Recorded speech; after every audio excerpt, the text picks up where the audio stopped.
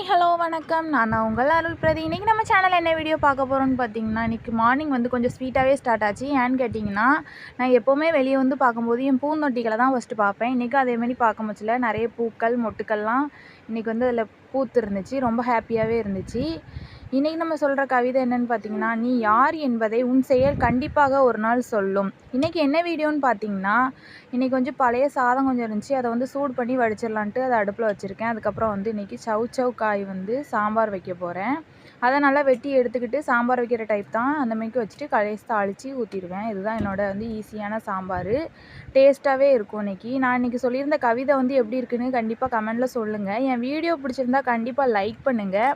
நேற்று எதுக்காண்டி வீடியோ போடலன்னு பார்த்தீங்கன்னா, நேற்று வந்து எனக்கு கொஞ்சம் ஃபீவர்.